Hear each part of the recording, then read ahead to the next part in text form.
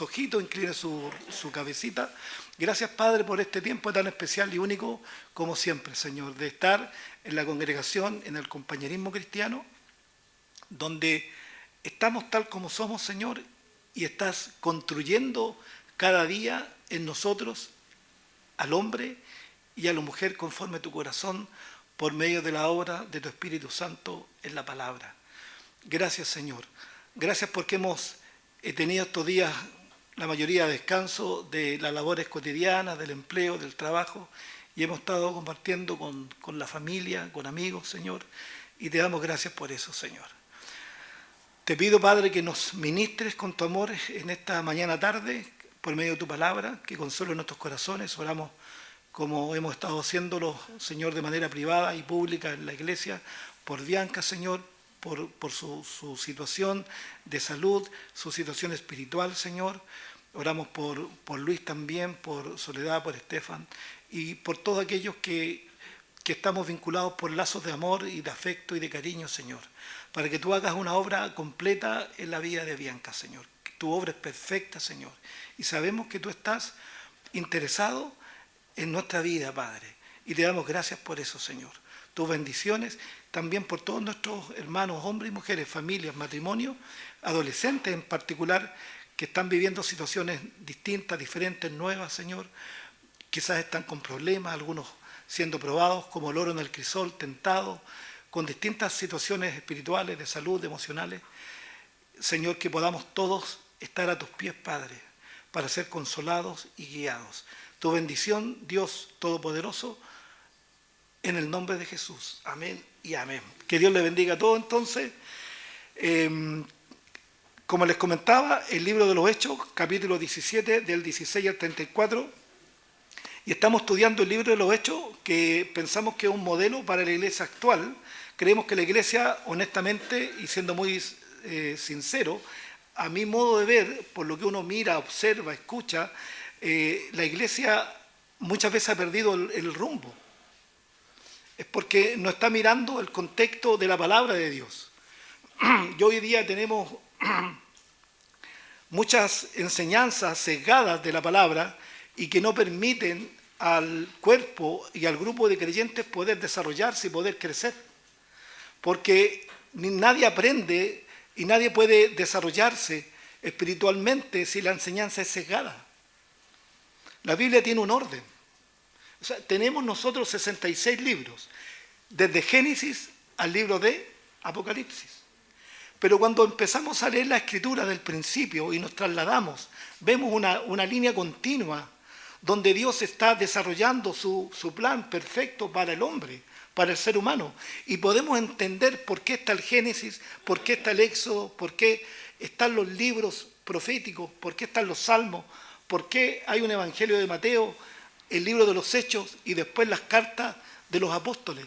Porque hay un desarrollo continuo que Dios quiere que nosotros apreciemos y aprendamos y crezcamos. Cuando un niño va a la escuela no le enseñan aritmética en kinder, ni en primero básico. Le enseñan las cosas más elementales. Bueno, ese es así el crecimiento. Y como lo dice Efesios, empezamos como niños, pero debemos ir desarrollándonos hasta alcanzar un estado adulto, hasta alcanzar una madurez espiritual. Pero eso no ocurre en un día, ni en una semana, ni en un año. Eso ocurre a través de mucho tiempo que estamos sumergidos en la palabra de Dios, estudiando la palabra de Dios, escuchando a Dios y viviendo para Dios. Luego, como dice Efesios, cuando estamos creciendo y siendo hombres y mujeres adultos espiritualmente, Dios nos da la oportunidad de poder participar del ministerio en distintas áreas. ¿Para qué? Para que otros sean beneficiados de eso también. Y en el libro de los Hechos, si usted hacer un pequeño rewind, un recuerdo, el libro de los Hechos es particular porque une lo que es el Evangelio, ¿cierto? Que todos los Evangelios, Mateo, Marcos, Lucas y Juan, se desarrollaron en el tiempo de la ley. Es el puente entre los Evangelios y el desarrollo doctrinal de la iglesia propiamente tal. Y recordamos que en el primer capítulo Jesús, después de haber resucitado, estuvo 40 días con más de 500 personas y en un momento está con un grupo de discípulos y los apóstoles entre ellos, y el Señor les dice que esperen en Jerusalén hasta que sean investidos del poder de lo alto. Y entonces, es decir, una vez que hayan sido investidos del poder de lo alto, es decir, bautizados, llenos del Espíritu Santo, iban a ser testigos en Jerusalén, en Judea, en Samaria y hasta lo último de la tierra. Y los discípulos se quedaron por mucho tiempo en Jerusalén y no estaban cumpliendo el mandato del Señor Jesús. Hasta el capítulo 8, capítulo 7, donde muere Esteban, y capítulo 8, la persecución, ¿cierto?, guiada por, en ese entonces, Saulo de Tarso, y la iglesia se esparció, menos los apóstoles, pero gran número de los discípulos fue esparcido hacia los alrededores, y el mensaje se empezó a proclamar con más fuerza. Qué interesante eso. Después de esos capítulos nos encontramos con un capítulo muy especial, que es el capítulo 10, donde el apóstol Pedro es llamado por Dios a visitar a Cornelio, un gentil, y donde Pedro por primera vez tiene la claridad y la certeza de que Dios está llamando a todo el mundo, de que no era solamente para ellos, sino que era para todo el evangelio. El amor de Dios es para todas las personas. Después vemos en el capítulo 13 que aparece Saulo siendo llamado por Dios para predicar la palabra. Saulo de Tarso, aquel que fue el embajador del mal, ¿cierto? No el patrón del mal, este era el embajador del mal. Persiguió a la iglesia, creyendo él que estaba haciendo un servicio a Dios, a su religión y a su fe, y buscaba a los creyentes en cualquier lugar y los traía para ser juzgados y condenados. Pero Dios se aparece en la vida de este hombre. Este hombre amaba a Dios, sí, era celoso de Dios, era celoso de la ley. Él estaba convencido de lo que hacía, pero Dios se aparece, Jesús se aparece en el camino de este hombre y su vida es transformada. Qué interesante. Y vemos a este hombre desde el capítulo 13 en adelante cómo Dios lo empieza a ocupar para predicar el evangelio a los judíos, a los gentiles y llegar en un momento a las principales autoridades judías y no judías también, porque al final de la historia Pablo llega a Roma y predica la palabra. Entonces es interesante, en los últimos capítulos, antes del 17, estuvimos viendo que Pablo empezó su primer viaje misionero con un hombre que era Bernabé, el hombre de la consolación, el hombre pacífico, tranquilo, un hombre con una mirada abierta, el hombre que ayudó en los inicios al apóstol para que conociera a los apóstoles, y comenzaron un viaje maravilloso y tremendo donde fueron usados por Dios. Pero antes de empezar el segundo viaje, ellos tuvieron un desacuerdo. Ese estudio lo enseñó Víctor. Tuvieron un desacuerdo porque Juan Marcos, que era sobrino de Bernabé y que había participado en parte de la gira, los había abandonado. Y tuvieron tal discusión porque Bernabé quería continuar con Juan Marcos y Pablo no le pareció que esta persona que los había dejado abandonados continuara con ellos. Y fue tal las diferencias que tuvieron que se separaron. Y después nunca más supimos de Bernabé, por lo menos en la parte escritural. Pero entendemos que luego, en un momento, Pablo llama a Juan Marcos para que vuelva. Entonces vemos la gracia de Dios. Vemos cómo las diferencias no significan que nos convirtamos en enemigos. ¿Podemos tener diferencias? Claro. Hay iglesias que son distintas a estas, pero son nuestros hermanos en la fe. Ahora, estoy hablando, cuando digo iglesias distintas a estas, es cuando son iglesias que están en los fundamentos de la palabra, que no han distorsionado la palabra de Dios. Estoy hablando de iglesias que tratan con amor y cariño a la gente y le enseñan la verdad de Dios. No aquellas iglesias manipuladoras emocionalmente y que manipulan a las ovejas para trasquilarlas y sacarles toda su plata. Tenemos diferencias, sin duda, pero somos hermanos en la fe. En el cielo no hay capilla Calvario, capilla Cela, Pentecostal, Bautista, Asamblea de Dios. Somos la iglesia, somos el cuerpo de Cristo, que seremos levantados. Ahora, cuando les comentaba al principio que en muchas congregaciones se enseña de manera sesgada, es decir, toman textos para enseñar, por ejemplo, cada domingo, pasajes distintos de los 66 libros. En un momento pueden estar leyendo Malaquías capítulo 4, en otro domingo leen Mateo 4, en otro leen Isaías 66, en otro leen Apocalipsis capítulo 20, y yo digo, ¿qué aprende la gente? ¿Qué aprende la gente? Cuando usted va a estudiar a la universidad o a un instituto profesional, hay un programa de estudio. Y uno va escalando. Es como la vida. Pero vemos que muchas iglesias enseñan de manera sesgada y finalmente la gente no aprende. La gente es alimentada por emociones. Nada más que eso. La gente dice, wow, qué lindo el culto. ¿Y por qué estuvo lindo el culto? Porque cantamos como 3 horas y transpiré como nunca. Wow. Mira. Y eso es todo. Alimentan las emociones, pero el espíritu queda sin alimento. Recuerden ustedes, ¿qué se hacía en las sinagogas? Enseñar la palabra de Dios. ¿Qué dice la Escritura? Que la Escritura es inspirada por Dios y es útil para enseñar, corregir, redarguir. La palabra tiene ese propósito. ¿Qué nos enseña el Antiguo Testamento? Que hay que leer la palabra reglón por reglón, línea por línea. Pablo, que dijo, yo no he rehuido anunciarles a ustedes, cuando se pidió de la iglesia de Éfeso, en Mileto, todo el consejo de Dios. Todo. Toda la Escritura es inspirada por Dios y tiene un propósito para usted. ¿Por qué entonces yo podría, de manera antojadiza, sesgar la palabra? Eso no puede ser. La iglesia no madura, no crece, pero la iglesia que no crece es una iglesia ignorante. Y como es ignorante, es una iglesia manipulada. Tan sencillo como eso. Tan sencillo como eso. Manipulan las emociones. El pastor le dice esto así, y ellos, mi pastor me lo dijo. Debemos ser como los discípulos de Berea, capítulo 17 del libro de los Hechos, que cuando escucharon al apóstol, ellos escudriñaban las Escrituras para ver si era cierto lo que este hombre les estaba comentando. Necesitamos tener esa hambre por la palabra de Dios. Conversaba con mi familia cuando leemos la palabra en casa y les decía, uno no come una vez a la semana, uno se alimenta todos los días.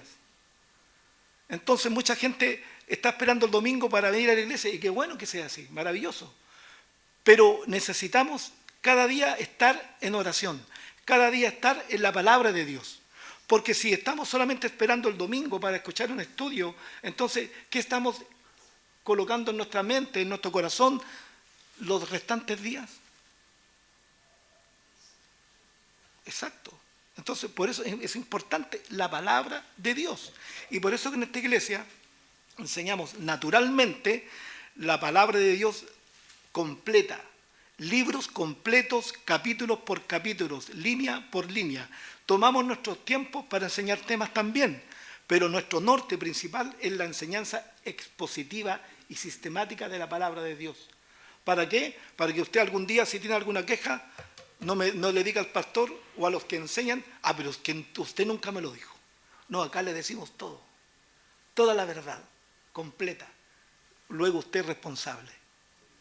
Usted es responsable. No enseñamos sesgadamente para evitar temas que son difíciles o temas que a la gente no le gusta escuchar. Nosotros hablamos la palabra de Dios, tal como está. Si alguien no está bien o está viviendo una vida que no es la que Dios quiere o está en una situación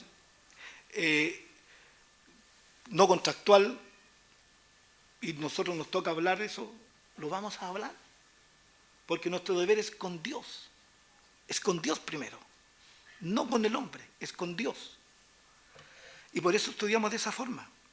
Y en este capítulo, del versículo 16 al 34, Pablo, después de estar viajando, ¿cierto?, ahora ya no con Bernabé, sino que con Silas, también con Timoteo, un equipo nuevo de trabajo,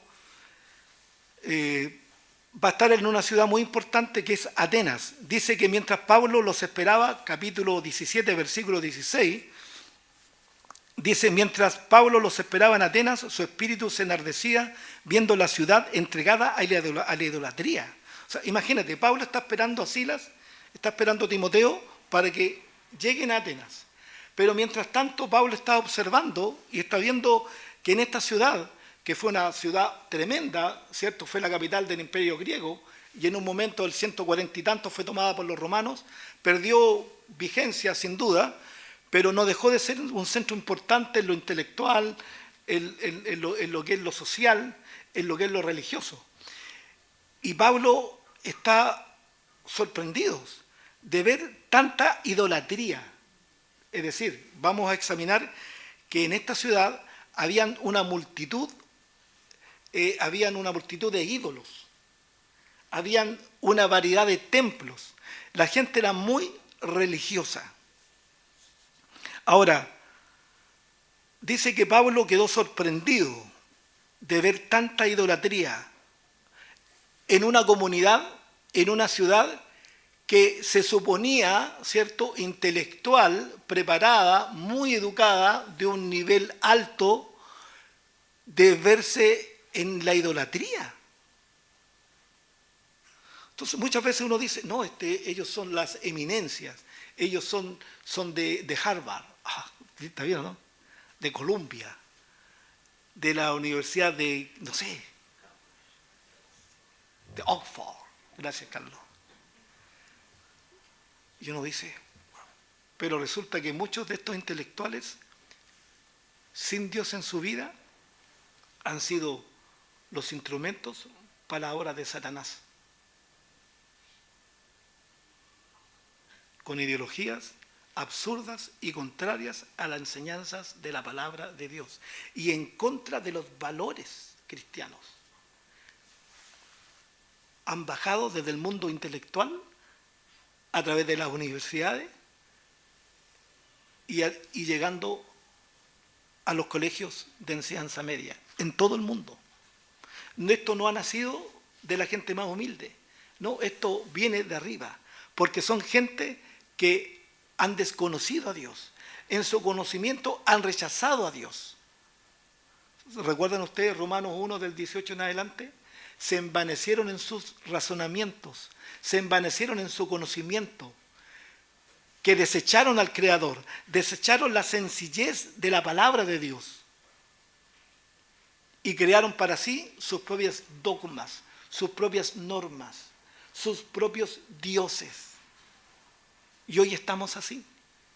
Los que defienden lo indefendible, los que defienden todo aquello que es contrario a los valores cristianos, son gente del mundo intelectual. Entonces tienen un cartón, diploma, máster y te lo tiran encima.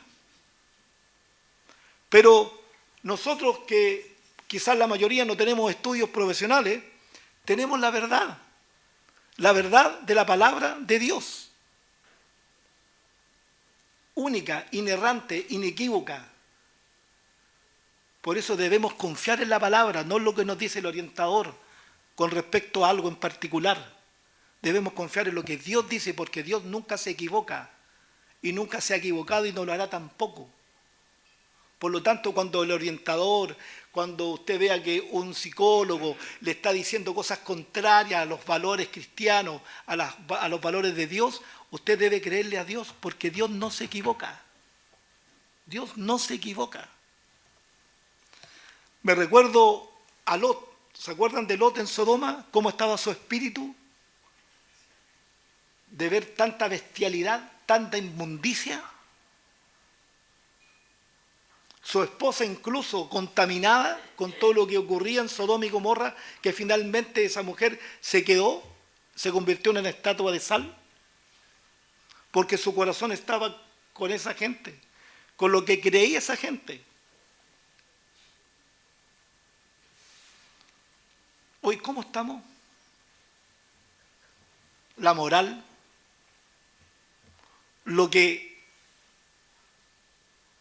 considerábamos malo ahora es bueno, y se defienden y se hacen leyes para apoyar esas ideologías. El mundo está caído, totalmente perdido.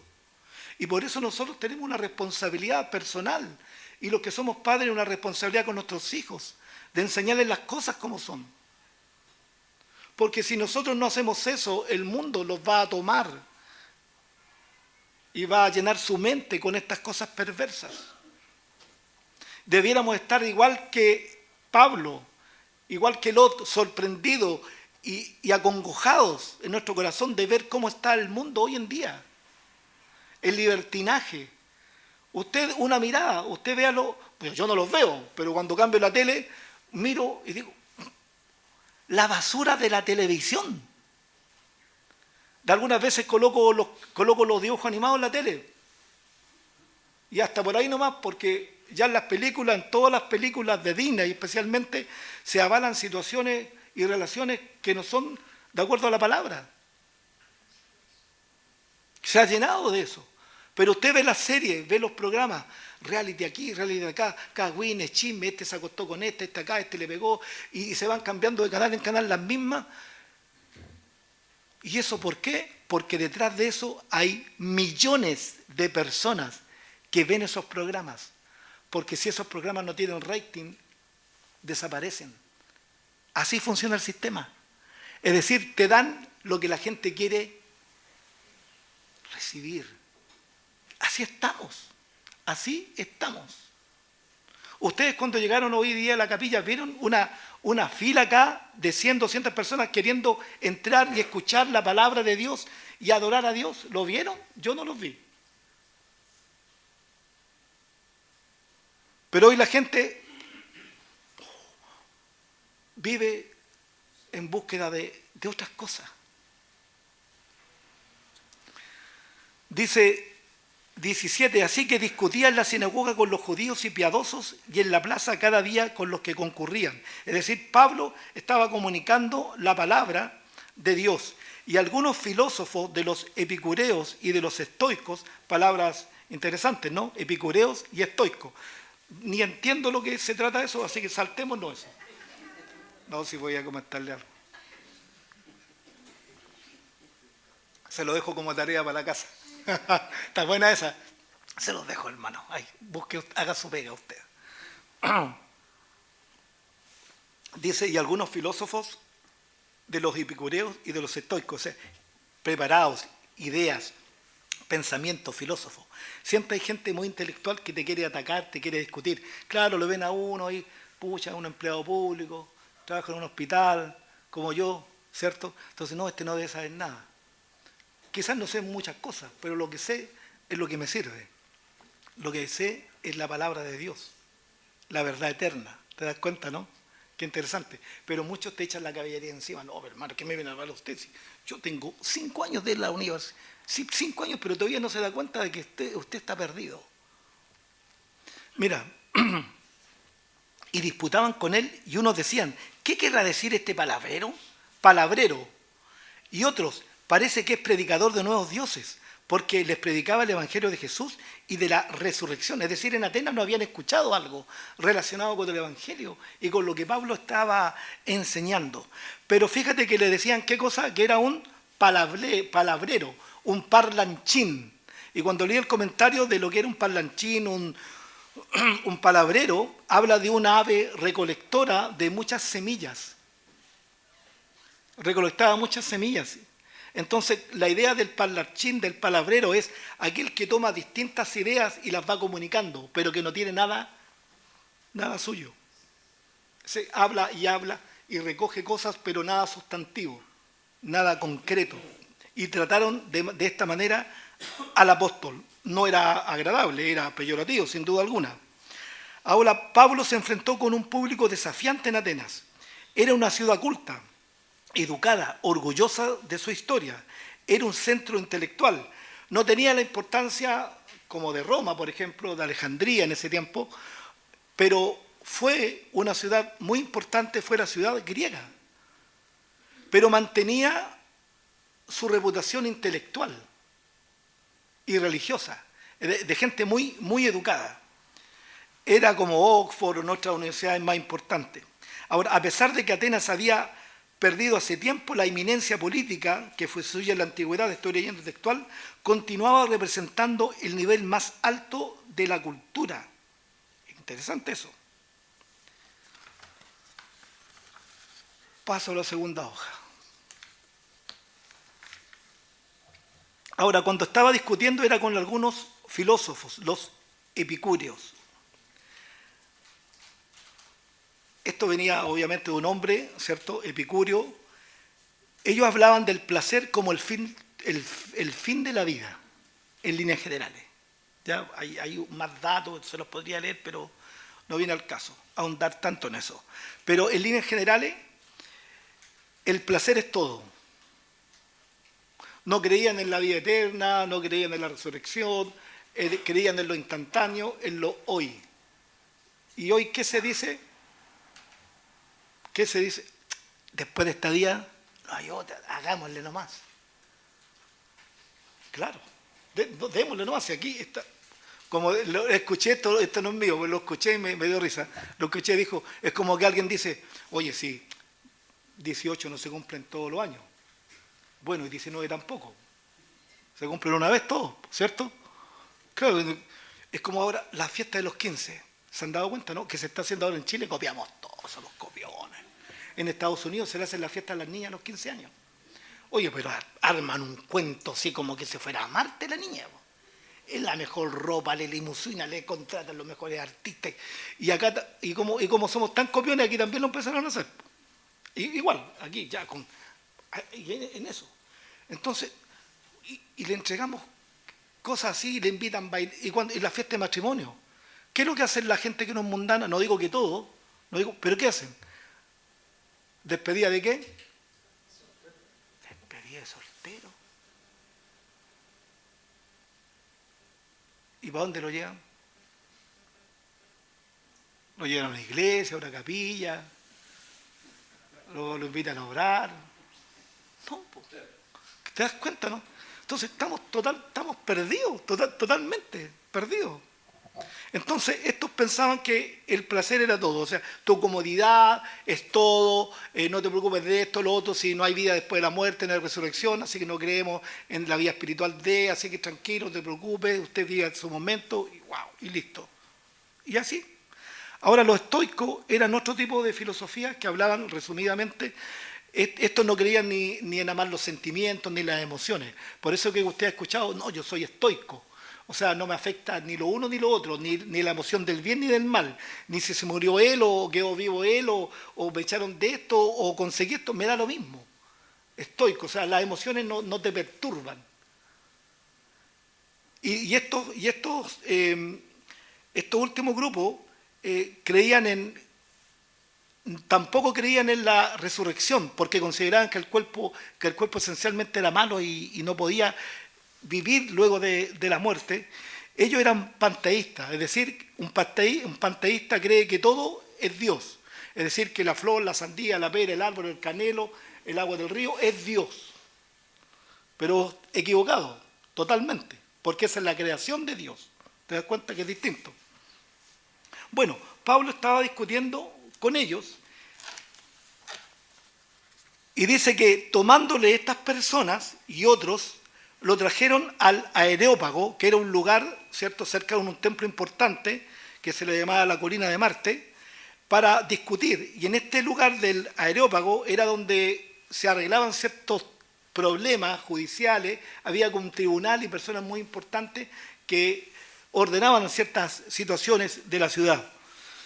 Lo llevaron ahí solamente para escucharlo, porque ellos tenían un hambre de escuchar, un hambre de saber algo nuevo, eran personas ávidas de saber, de conocer, cualquier novedad a ellos les interesaba. Y dice que tomándole le trajeron al Areópago diciendo, podremos saber qué es esta nueva enseñanza de que hablas, pues traes a nuestros oídos cosas extrañas. Queremos pues saber qué quiere decir esto, porque todos los atenienses y los extranjeros residentes allí en ninguna otra cosa se interesaban sino en decir o oír algo nuevo. Algo nuevo. era una cuestión que les quemaba el alma, la mente. Necesitaban escuchar algo nuevo siempre. Ahora, qué interesante, pero es peligroso. Se lo explico.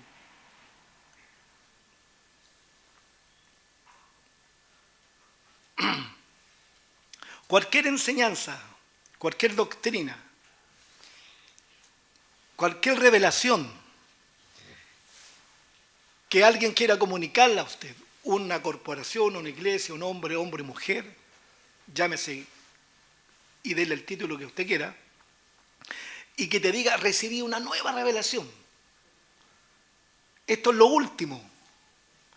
Yo le diría, dude. Porque lo nuevo habitualmente no es bueno. Váyase a la senda antigua. La palabra de Dios se terminó de escribir en el año, antes del año 100. El último hombre que fue inspirado por Dios para escribir lo que hoy tenemos en un libro llamado la Biblia fue el apóstol Juan. Después de eso no hay otra revelación. No hay más. Entonces, ojo con eso. La palabra de Dios es nuestra norma de conducta y de fe. No hay otra. La palabra inspirada por Dios. ¿Usted no le parece llamativo que la palabra de Dios, que fue escrita los mandamientos en piedra, y después se usaron distintos materiales, y que fueron transcritos por los escribas, ¿cierto? Iban copiando porque los materiales que ellos usaban tenían un tiempo de duración y tenían que volver a copiarlos. Que hasta hoy, después de la invención con Gutenberg, ¿cierto?, de la imprenta, tengamos un libro con 66 libros que es fiel a las escrituras originales. Cómo Dios ha preservado la palabra de Dios, de Él mismo. Cómo Dios ha preservado las escrituras para que usted pueda mirar en ellas. Por eso, ojo con lo que es novedoso. Y en este tiempo, mucha gente le interesa también la novedad. Pero la novedad de cosas, wow, Dios, el espiritismo, las cartas, la ouija, el péndulo, la lectura de las manos, las cartas. ¿Estás enfermo? Los monjes de Brasil. Los monjes de Brasil. No, conéctate, se conectan tales días. Tú les mandas una carta y ellos... Así estamos. La sanadora que vino de Argentina, unas sanadoras de Colombia. Ni siquiera la Iglesia Católica la reconoce. Pero la gente dice, bueno, son comisionados por Dios. Iglesias que hoy en día solamente ocupan fetiches para atraer a las personas, promoviendo solamente solución de los problemas. Y yo le pregunto a usted, ¿usted ha tenido problemas alguna vez en su vida? ¿De distinta índole y de distinta envergadura? Lo seguro es que sí, salvo que tenga 6 meses de vida, 1 año. Sí. ¿Y va a tener problemas después que salga de esta reunión? Sí. A lo mejor su vida no es un problema eterno, pero tenemos situaciones, ya sean familiares, personales, en la educación, laborales. Sin duda, así es. Pero hay congregaciones que te invitan para que solucionarte tus problemas. Jesús no vino a solucionarte el problema en la pega, el problema del estudio. Dios te ayuda, sin duda. Pero Dios vino a salvar lo que se había perdido. Ese es el principal objetivo de Dios, salvarte. Si eres pobre, eres de clase media alta, clase media baja, clase baja y más baja. Dios está interesado en tu alma, en tu vida espiritual. Ese es el interés de Dios. Por eso les comentaba que hay muchas congregaciones que han desvirtuado el mensaje de Dios y lo enseñan desde el púlpito. Y la gente, como no lee, la gente es ignorante y les compra todo. ¿Ustedes saben lo que hacía la iglesia por cerca de 18 siglos, la iglesia católica? Tenía estrictamente prohibido que las escrituras que estaban en latín fueran ¿Cómo se llama cuando cambias de? Traducidas a los idiomas de cada región. William Tyndale, inglés, tradujo el Nuevo Testamento a su lengua nativa. ¿Para qué? Para que la gente pudiera por sí sola leer la palabra y conocer a Dios. ¿Saben lo que hizo la Iglesia Católica? Lo quemó. Lo quemó. Hasta el año 60, 62, en las iglesias católicas en Chile no se leía en español, se leía la Biblia en latín. Algunos no entienden ni español, pero imagínate en latín. Pero Dios, ¿qué quiere? Que usted conozca la palabra. Dios quiere que usted lo conozca a Él por medio de las Escrituras. Por eso es que es importante leer, tener un hábito de lectura, escuchar estudio, estar en la iglesia para aprender, tener un desarrollo, una madurez. No podemos, teniendo la libertad y el material que tenemos hoy en día, desechar la palabra. Y usted me dirá, Heriberto, no tengo tiempo. Hágase el tiempo. Hágase el tiempo. Hágase el tiempo. Deje otras cosas. Y haga el tiempo para lo más importante. Recuerden, Marta y María, ¿qué le dijo Jesús? Ella ha escogido lo bueno. Y agradezco lo que tú estás haciendo. Agradezco tu atención. Pero este tiempo era para escuchar la palabra. Debemos discernir lo bueno de lo que es mejor.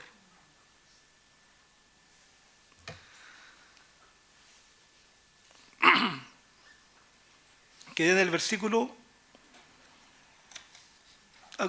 Versículo 22. Entonces Pablo dice, puesto en pie en medio del areópago, dijo: varones atenienses, en todo observo que sois muy religiosos. O sea, Pablo inteligente. Recuerden, Pablo astuto. Y les dice, observo que ustedes son muy religiosos. Ahora, porque pasando y mirando vuestros santuarios, hallé también un altar en el cual estaba esta inscripción: al Dios no conocido. Mira, eran tan religiosos que tenían un santuario para el Dios no conocido. O sea, por si acaso, en una de esas, ¿cierto? En una estoy equivocado y no me resulta esto, así que al Dios no conocido. ¡Qué increíble! Ahora, les voy a leer esto textual. Mira, Atenas estaba llena de estatuas dedicadas al Dios no conocido. Varias estatuas, monumentos, ¿cierto?, al Dios no conocido. 600 años antes de que Pablo estuviera en Atenas, llegó una terrible plaga a la ciudad y un hombre llamado Epímenes tuvo una idea, dijo. Soltó a un rebaño de ovejas a lo largo de la ciudad y donde quiera que se acostaran, sacrificaban a la oveja para el Dios que tuviera el santuario o templo más cercano. Ahora, si la oveja se acostaba en un lugar que no estuviera cerca de ningún santuario o templo, sacrificaban a la oveja para el Dios no conocido.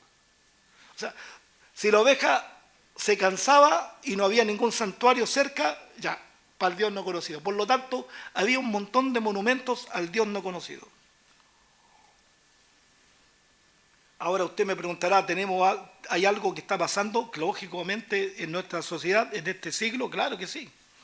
Usted ve los programas, en la tele hay programas buenos, que son menos los programas de viaje, ¿cierto?, que uno aprende, de comida, las noticias medias manipuladas, pero bueno. Pero uno cuando mira esos programas de gente que viaja por todo el mundo, ve cómo el mundo es tan perdido que está en la India no sé cuántos millones de dioses. El elefante, el ratón, o sea, ¿a quién de nosotros se nos podría pensar tener un ratón y adorarlo? O sea, imposible, ¿cierto? La culebra, aquí, allá, esto. Y ahora se ha hecho muy popular a través de los programas mismos. Toda la gente haciendo danza y en el norte, y que a la Pachamama, y que a la Tirana, y la Diablilla, y esta cuestión, y la cruz de los nogales, y la cruz de esto acá, y la veneración, y toda la gente. Y yo no cuestiono la intención que tengan. Puede que tengan un corazón bonito, lindo, y quieran hacerlo con harta devoción, pero es un error. Es una equivocación. Por eso que la palabra nos muestra lo equivocado que podemos estar. Y nos muestra la verdad. Y nos muestra la libertad. Y acá Pablo está viendo que tenían ídolos por todos lados. O sea, por todos lados. Recuerden ustedes los panteones de los griegos, de los romanos, dioses de todo tipo. De todo tipo. Porque si no era uno, era el otro. Pero hay un solo Dios, dice la palabra, y un solo Dios y un solo mediador entre Dios y los hombres, el Señor Jesús. ¿Quién murió por usted en la cruz? Cristo. Nada más. Jesús. Él dijo, yo soy el camino, la verdad y la vida, y nadie va al Padre si no es por mí. Ese es el camino, es Jesús, es su enseñanza, sus valores. Ahora, y Pablo empieza con algo, dice, el Dios que hizo el mundo y todas las cosas que en él hay, siendo Señor del cielo y de la tierra, no habita en templos hechos por manos humanas. Imagínate el mensaje, viendo todo lo que está observando, templos, estatuas, al Dios no conocido, un sinfín de templos, la gente muy religiosa, muy dada al saber, y el apóstol empieza y les dice, el Dios que hizo el mundo y todas las cosas que en él hay. Es decir, hey, yo le estoy hablando de alguien que no es parecido, no es un igual a lo que ustedes tienen acá. Yo le estoy hablando del que hizo todo, del creador de todo, el que sustenta todas las cosas, como dice Colosenses. Dice que no habita en templo hecho por manos humanas, no habita. ¿Recuerdan el templo, lo que pasaba con los judíos? Los judíos alardeaban del templo. Y cuando se enfrentaron a Jesús muchas veces, nosotros somos hijos de Abraham, tenemos los pactos y el templo. Y por eso que el templo el año 70 fue totalmente destruido. Y por eso que Jesús le dice a la mujer samaritana, no será en este lugar ni allá donde me adoren, porque Dios busca adoradores en espíritu y en verdad. Entonces no es que usted venga el domingo a buscar a Dios acá. Dios dice que está aquí. Dios está acá porque Él es omnipresente, sin duda. Pero Dios está conmigo porque, ¿qué dice Pablo? Que nosotros somos templo del Espíritu de Dios. Si no habita Dios en usted, no saca nada con venir acá. Así de simple. Nos juntamos porque es bueno juntarnos, es bueno estar en comunión, es un deleite, aprendemos, crecemos, maduramos. Dios, ponemos en acción los dones que Dios nos ha regalado. Nos hace bien, es un gusto venir a la iglesia, ver a tus amigos, a tu familia, ¿cierto? Es maravilloso. Pero si Cristo no está en nuestro corazón, vamos solamente a tener un tiempo de sociedad. Y nada más que eso. Y nada más. Por eso no habita en templos hechos por manos humanas, ni es honrado, mira, y acá ojo con esto, con lo que el versículo 25, ni es honrado por manos de hombres, como si necesitase de algo, como que Dios necesite de algo. Él está completo en sí mismo.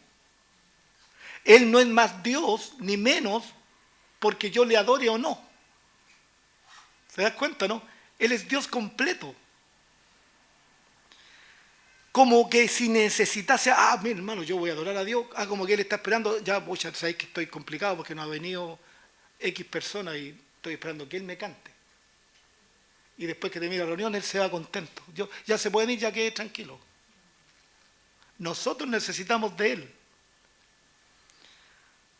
Dice, pues Él es quien da a todos vida y aliento a todas las cosas. Y aquí voy a comentar algo y textual lo voy a leer. Dice, no es lo que le doy a Dios, es lo que Dios me ha dado. Hay iglesias que siempre tienen un mensaje. Uno, llega el domingo y el mensaje es el mismo siempre. Arrepiéntete, arrepiéntete, arrepiéntete. Qué manera de arrepentirme, Dios mío. ¿Cierto? Claro, yo me arrepentí una vez e hice mi confesión de pecados delante de Dios. Y dice que Dios empezó una obra y la terminará hasta el día de Cristo. Dios está trabajando en mí y en usted. Perfecto. Ahora, en ese caminar nos equivocamos. Claro, somos débiles, por supuesto. ¿Cierto? Se nos arrancan las cabras para el cerro. Claro, ¿sí? Pero Dios no me desecha por eso. Porque si no, cada vez que yo haga algo, pues, ay, me perdí, ay, me perdí, ay, me perdí, ay, paso perdido. No. en la práctica del pecado en la que te distancias de Dios, cuando tú tienes un hábito, algo continuo, y vives en eso, entonces te apartas de Dios. ¿Te das cuenta, no? Pero imagínate, pasa un señor y yo le digo, papá, te buscan. Y yo le digo, dile que no estoy. Ya, lo hemos hecho, ¿sí o no? Yo lo he hecho. Y mi hijo sale y le dice, no, mi papá no está. Y, no, claro, no, y después le dice, y tu mamá también se escondió. ¿Te das cuenta? De repente mentimos, si es así. De repente yo como pastor me pego unos condorazos también. Claro, sí, y algunas veces mis pensamientos no son los mejores. No, sí, soy de carne y hueso. Pero trato que eso no se empodere de mí, no me apodere, no me haga esclavo, como dijo Pablo, no me haré esclavo de ninguna cosa. ¿Te das cuenta? Pero estoy en la gracia de Dios. Estoy tratando de vivir para Dios correctamente.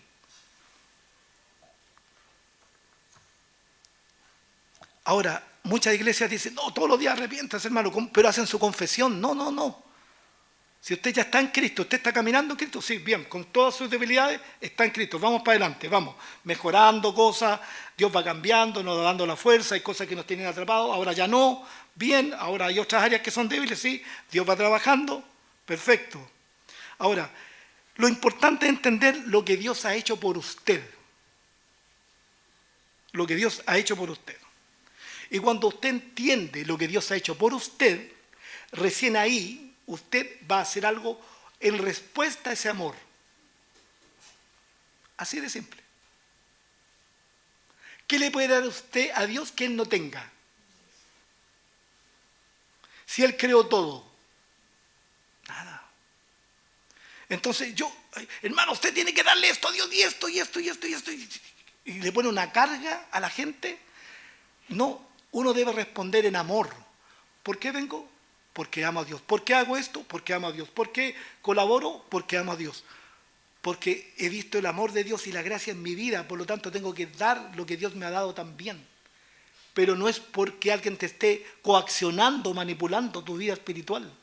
Es una respuesta natural cuando podemos ver el amor de Dios. Cuando usted ve que Cristo vino, era Juan, el verbo se hizo carne, caminó entre nosotros, sufrió. El Padre lo envía.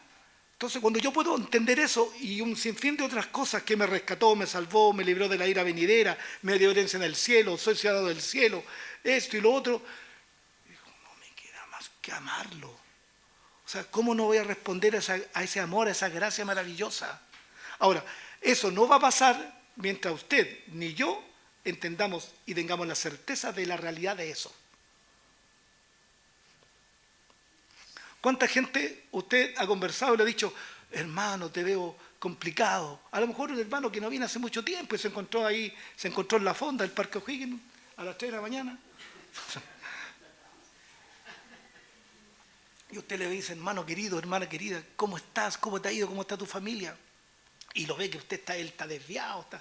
Y usted le da un sermón bonito, con amor y cariño. Y él le dice a todo, sí, hermano, sí. Sí, tiene toda la razón, yo pienso lo mismo, hermano. Y le piensa lo mismo, ¿por qué está aquí entonces? ¿Te das cuenta, no? Entonces, tenemos un mundo intelectual, como los de Atenas, un mundo de conocimiento, wow, sé esto, sé lo otro, sé aquello, wow. Pero, ¿qué ha provocado en nuestros corazones eso? Por eso, mientras no te aparezca la luz que vio el apóstol Pablo, camino a Damasco, puede llenarte de conocimiento, pero eso va a ser todo, nada más. Y dice, y le empieza a explicar el apóstol del versículo 26, y de una sangre ha hecho todo el linaje de los hombres para que habiten sobre toda la faz de la tierra, y les ha prefijado el orden de los tiempos y los límites de su habitación, para que busquen a Dios, si de alguna manera palpando pueden hallarle, aunque ciertamente no está lejos de cada uno de nosotros. Es decir, el propósito, cuando Pablo les dice, Dios creó todas las cosas, creó el mundo, le dio el movimiento, lo sostiene, lo cuida, lo protege, creó los ciclos de la naturaleza, la vida, el cuerpo humano, pero para que disfruten, pero también para que ustedes se den cuenta y busquen a Dios, para que busquen a Dios. Ahora, dice, pero ¿Cómo puedo conocer a Dios? Bueno, la Biblia dice en Romanos 1:18 también, que en esos tiempos el hombre podía entender que hay un creador mirando las constelaciones, mirando el mundo, entendiendo que hay un ciclo, por ejemplo, de la vida, hay un ciclo de la naturaleza, tenemos estaciones y cada estación repercute en la vida, ¿cierto?, en la vida natural de la Tierra. Y uno dice, oye, pero todo esto es tan perfecto. O sea, ¿cómo tengo dos ojos? Un sistema respiratorio, sistema nervioso, autónomo, ¿cierto? Y tengo 2 pies y 2 manos, pucha, qué complicado con una mano o con un ojo. Y puedo respirar y me voy a acostar, pero mi cuerpo sigue funcionando. Y en la noche el metabolismo y los aminoácidos, los nutrientes, cómo se combinan el metabolismo. ¡Qué increíble! Bueno, detrás de eso hay un creador. Entonces hay un Dios. Ahora, si quieres conocerlo, íntimamente está a través de la palabra de Dios. ¿Sí o no? ¿Cómo crees tú que te conoce tu hijo a ti? Porque tú tienes una relación con él. Porque tú le hablas. Porque él te habla. Porque ambos se escuchan. Porque ambos participan. ¿Cierto? Y cuando tú estás en el extranjero o lejos, ¿cómo te comunicas con él? Lo llamas, ¿cierto? Porque tú no le haces una videollamada y te quedas mudo. ¿O lo hacen? O sea, le haces una videollamada a tu hijo, tú estás en el extranjero, estás paseando y te haces una videollamada y te quedas ahí.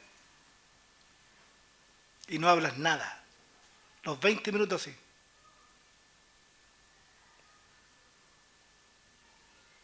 Antes, cuando no había las tecnologías actuales, ¿qué hacíamos? Mandábamos cartas, ¿no? Cartas. La Biblia se escribió en esos tiempos, en papeles, después la imprenta, los libros. ¿Por qué? Porque es la palabra. Cuando tú le escribes a tu esposa una carta, ahora ya no se hace, no sé si alguien lo hará, romántico. Yo le mandé una carta a mi esposa una vez, estábamos pololeando, y me quise hacer como el romántico. Y le escribí una carta, no, y esto no es broma, es verdad. Y no soy romántico, les digo al tiro, pero en ese momento lo fui. Fue un día en mi vida. Y yo dije, me voy a asegurar que llegue, y esto es verdad. Y andaba aquí en Perú, perdón, en la Plaza de Armas. No, está bien. Los quiero a los peruanos, quiero a los bolivianos, a todos. Son mis amigos y mis hermanos en Cristo. Ahora, fui para allá y estaba el correo. Y yo digo, le voy a mandar una carta. Y le escribí unas palabras. Y mandé la carta certificada. Carta certificada era una carta que sí o sí llegaba. Y en pocos días. Nunca le llegó. Nunca le. Y yo como que esperaba un día que me dije, uy, qué linda la carta que me mandaste, hasta ahora nunca me ha dicho nada. Entonces, no le llegó. Entonces, ¿pero a qué voy? Imagínate, tú le colocas, te amo, ¿cierto? Te quiero, te echo de menos, te extraño. Cuando ella lee lo que tú escribiste, ella te ve a ti que se lo estás diciendo. Son tus palabras. Por eso esta es la palabra de Dios. Entonces, cuando leemos la Biblia, Dios te está hablando. ¿Podemos entender, hacer ese ejercicio? O sea, Dios te está hablando. Y tú en la oración le hablas a Dios.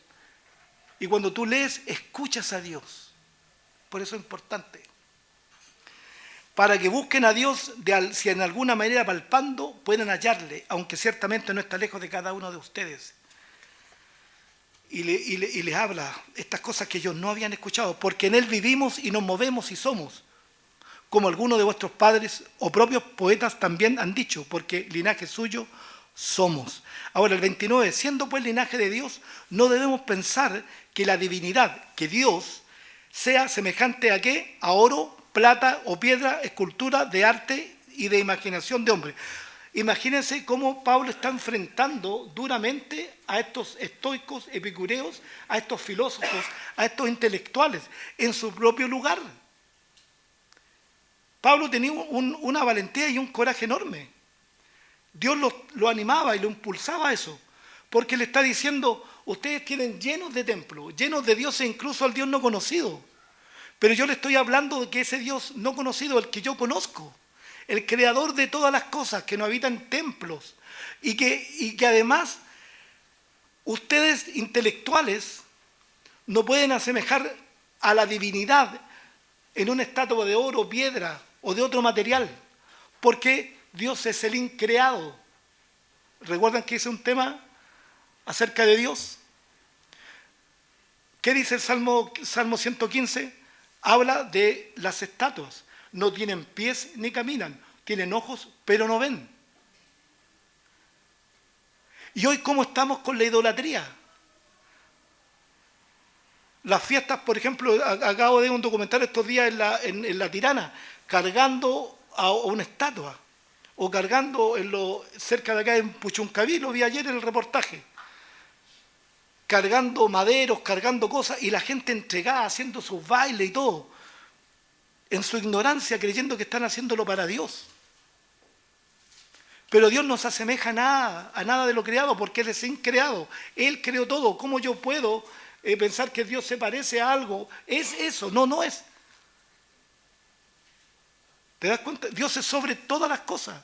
Dios es espíritu, el invisible, el que habita en luz inaccesible, el que ningún hombre puede ver en su esencia porque se muere de inmediato.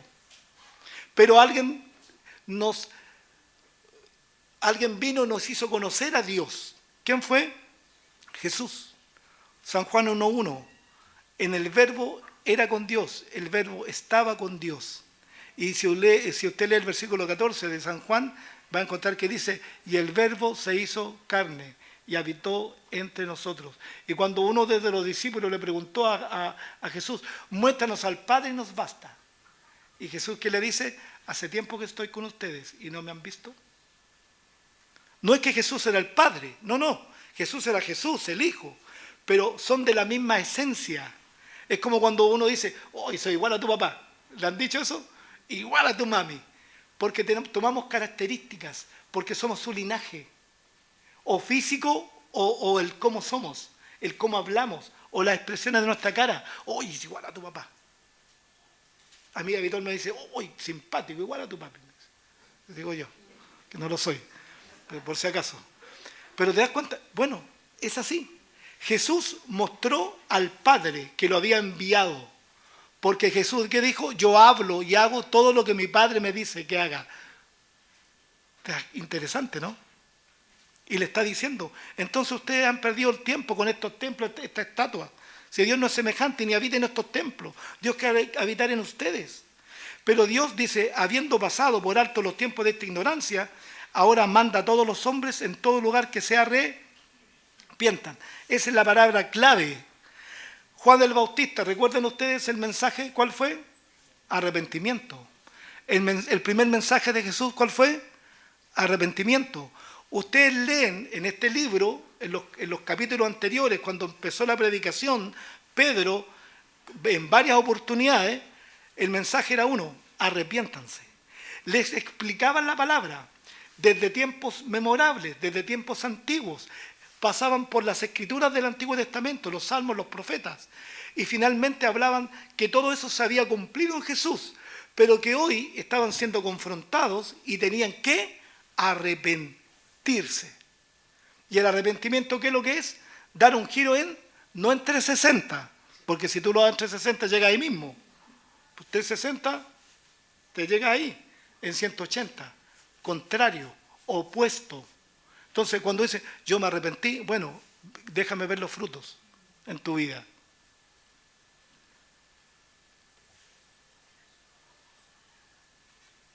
Marido engañado, esposa engañada, y el esposo o la esposa, porque ahora son ambos, no vamos a cargar solamente con el impoluto hombre, ¿cierto?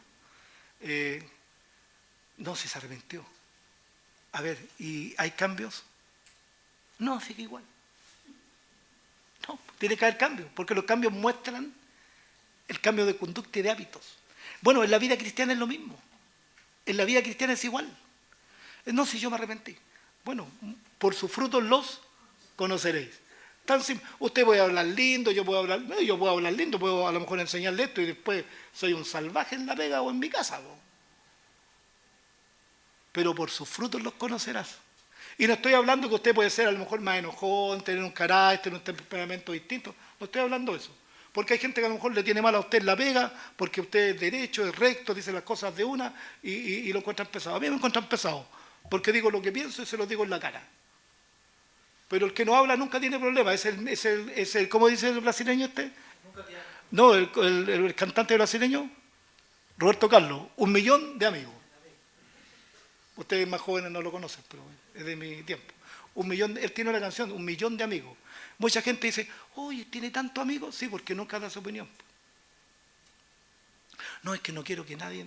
Es que nunca das tu opinión. O sea, todos te quieren porque tú nunca das tu opinión. Pero cuando usted da su opinión y que es contraria a los demás, a usted le van a decir que es pesado, que es antipático, porque usted no está de acuerdo con ellos, da su opinión. Bueno, está bien, así es la vida. Pero eso está bien. Pero una cosa es distinta, que diga, a ver, acúseme. Estoy robando, estoy engañando, no trabajo. Ah, no, pero eres pesado. Pues eso no importa. Cosas reales, importantes. Que se arrepientan. Y acá viene terminando este capítulo, dice el 31, por cuanto ha establecido un día en el cual juzgará al mundo con justicia.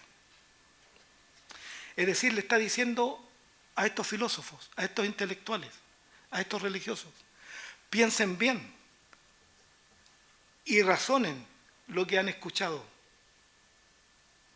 Porque después de todo esto, un día Dios va a juzgar. Un día Dios apartará a los cabritos de las ovejas. Y cuando eso ocurra, no hay tiempo. No habrá nada que hacer. Por eso, hermanos queridos, amigos, familia, hoy es importante entender esto y tomar decisiones. De verdad que sí. Porque en un momento puede ser tarde. En un momento puede ser tarde y no habrá nada que hacer. ¿Recuerdan Lucas 17 o 16, el rico y Lázaro? Estaba el rico no por ser rico, sino porque él no obedeció a Dios. Estaba en el Hades o Seol, el infierno, el lago de fuego es otra cosa, en el centro de la tierra. Tenía una conciencia. ¿Y qué decía a Lázaro que estaba separado por una cima de profundidad? Ven y tráeme algo de agüita, le decía al padre Abraham. ¿Y qué le dijo Abraham? No se puede pasar de aquí para allá. Y él se preocupó de sus hermanos. Y le dijo, manda entonces a alguien que les diga, no lleguen aquí donde yo estoy. Él estaba sufriendo, no estaba en paz, en plenitud. ¿Y qué le dice Abraham? A la ley tienen y a los profetas. Entonces, cuando uno parte de este mundo y sin Dios, yo lo lamento mucho por la gente. Porque el ser más malo, aún Dios lo ama. ¿Sí? El ser más malo que usted no lo quiera, o más perverso que pueda existir en el mundo, Dios lo ama. Pero todos ellos, o como el hombre más perfecto socialmente, si no está obedeciendo a Dios y está viviendo su propia vida en su propio estilo, van a ser condenados. Dios no lo quiere. Por eso que envió a Jesús su Hijo. Porque ninguna condenación hay para los que están en Cristo Jesús. Por eso tenemos que hoy tomar decisiones responsables. Un día habrá un juicio, como dice la palabra, y vi un trono blanco y el que estaba sentado en él, de delante del cual huyeron la tierra y el cielo, y ningún lugar se encontró para ellos. Y vi a los muertos grandes y pequeños de pie ante Dios, y los libros fueron abiertos. Y otro libro fue abierto, el cual es el libro de la vida. Y fueron juzgados los muertos por las cosas que estaban escritas en los libros, según sus obras. Dice, y el mar entregó los muertos que había en él, y la muerte y el Hades entregaron los muertos que había en ellos, y fueron juzgados cada uno según sus obras, obras. Y la muerte y el Hades fueron lanzados, ¿a dónde?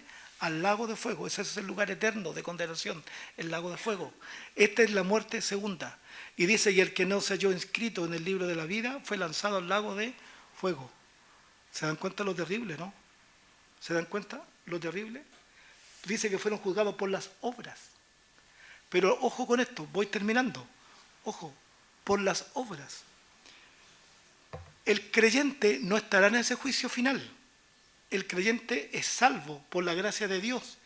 E iremos, al ser levantados de este mundo, al cielo, y estaremos en el tribunal de Cristo, donde serán recompensadas nuestras motivaciones en esta vida. Es decir, el motivo que tuve para hacer esto o lo otro. Pero somos ya salvos por algo, ya estamos con Él. Hoy yo soy salvo y usted también. Tenemos la certeza y la seguridad de eso. Cristo nos dio esa seguridad. Pero el que no es creyente estará en el juicio final. Haya muerto hace 100 años o 1000 años. O quede vivo después de la gran tribulación. O después de los 1000 años. Va a estar ahí. Y va a ser juzgado por sus obras. Ya se perdió porque no creyó en Jesucristo. Por eso se pierde la gente. Porque no cree en Jesucristo. Porque si uno es adúltero, ladrón, hechicero, maldiciente, borracho, pero se arrepiente, se salva. Obvio. Porque Dios hace nueva todas las cosas. Pero si uno es bueno, buena gente, buena persona, el mejor papá, el mejor hermano, el mejor esposo, la mejor esposa, todo, pero no tiene a Cristo en su corazón, va a estar ahí igual. ¿Por qué? Porque han rechazado a Jesús. Pero van a ser juzgados por sus obras. Por eso creemos, ciertamente, que el maldito, ¿cierto?, el asesino, el cruel, el violador, el que ha matado millones de personas, el que ha creado leyes perversas, sucias, inmorales, que han dañado a multitud de personas, esa persona va a sufrir un castigo distinto, va a estar en el mismo lago de fuego, pero un castigo mayor, porque eso es justicia, es darle a cada cual lo que se merece. Así de sencillo y así de simple es. Y termino con esto. Pero cuando oyeron lo de la resurrección de los muertos, unos se burlaban y otros decían, ya te oiremos acerca de esto otra vez. Y así Pablo salió de en medio de ellos. Más algunos, el último versículo, creyeron juntándose con él, entre los cuales estaba, mira, Dionisio, me gusta ese nombre, Dionisio, el Areopagita, además una mujer llamada Dámaris y otros con ellos. Es decir, dentro de todo, la palabra de Dios cayó en algunos corazones y se cree que este Dionisio era parte del tribunal de los atenienses. Imagínate, la palabra llegó en su corazón y él la abrazó. Pero los demás que hicieron, en otro día te oiremos. Siempre es así. Hay gente que te va a escuchar, pero hay gente que te va a rechazar. Y a Jesús le pasó lo mismo. Hay gente que vino a sus pies, pero hay gente que lo condenó, que lo juzgó, que lo criticó. Siempre es el efecto. Ojalá y espero que nosotros seamos de ese grupo que escucha la voz de Dios y podamos venir a los pies de Cristo y podamos decidir caminar con Él. Oremos.